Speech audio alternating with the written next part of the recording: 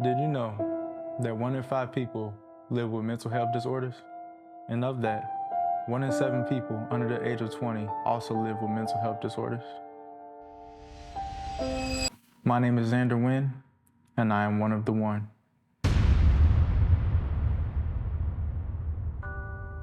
So I grew up in Price Hill with my mom and my sister, and growing up, she was dealing with a lot of mental health challenges, and so it was hard to see that. It was hard to go through that. We spent a lot of time like in the hospital after suicide attempts. So for me, that was hard. That was hard growing up. It was a lot going on. I think that was from like kindergarten all the way into like maybe 6th grade, and so on top of that, I was always getting in trouble.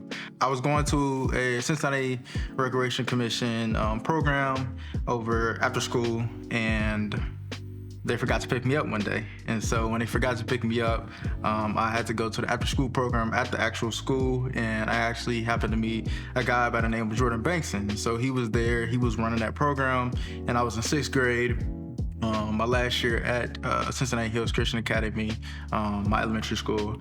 And so I met him, and automatically it was kind of just like a release. I was able to just like tell my story, tell what I was going through, being able to talk to somebody. So it was just me, my sister, my mom, and sometimes my grandma. And so I really never had like male figures or male role models or people that were males that would like pour into my life and actually just listen to me and sit down and hear me and hear my story.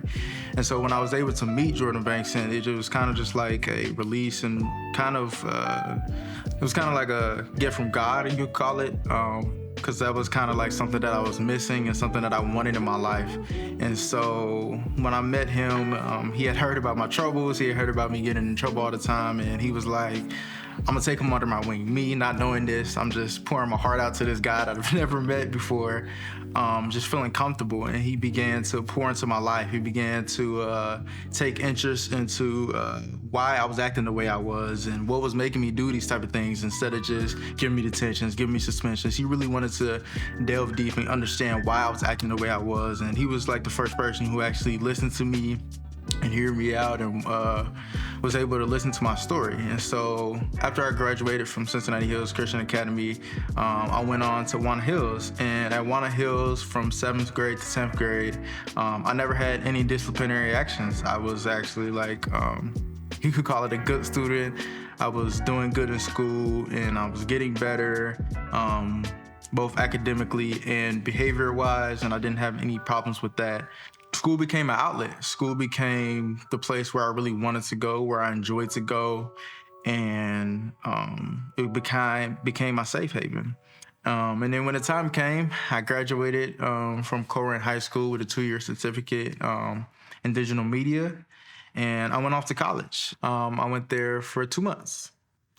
I stayed there for 2 months, and it was arguably the hardest 2 months of my life. I spent many days not wanting to get out of bed. I spent many days crying myself to sleep. I spent days not taking showers, and just not having any motivation, not having any drive, or not wanting to get up and do anything. I was just taking a walk outside of our campus, right on the outskirts, and there was these stairs leading up, and I just sat there talking to God and crying, and I pulled out my phone. And I went on Facebook on October 12th, 2022, and I wrote 4 words: Lord, I need you. And I woke up around 7 o'clock to many comments on the post, many missed phone calls, text messages, and Jordan was the first one that I actually answered. And he was like, what's going on? Like, I saw your post. There's an outcry of love and support for you, and what's going on? Let's talk through this, and how can I help you? October 12th, 2022 was the day I made that post, and that day I packed my stuff up, and I took a flight home.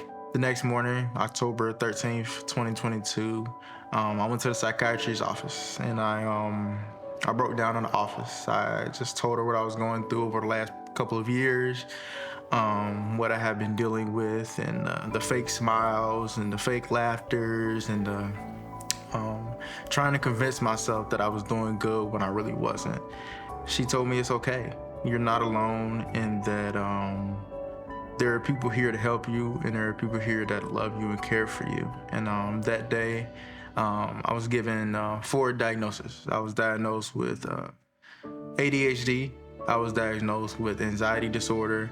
I was diagnosed with depression, and I was diagnosed with bipolar mood disorder. And so receiving those it was really hard to hear.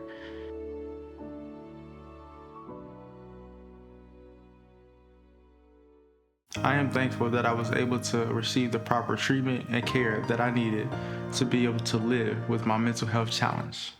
It took me a while to get where I am today, to be comfortable to tell my story. But I know there are so many young men of color out there who are struggling with mental health challenges and who are still silent about their struggles. I want to use my story to tell those young men that you too can stop the cycle and get the help you need. Thank you to the Greater Cincinnati Foundation and Interact for Health for empowering Forever Kings to be able to help young men like me get the help they need. We are Forever Kings.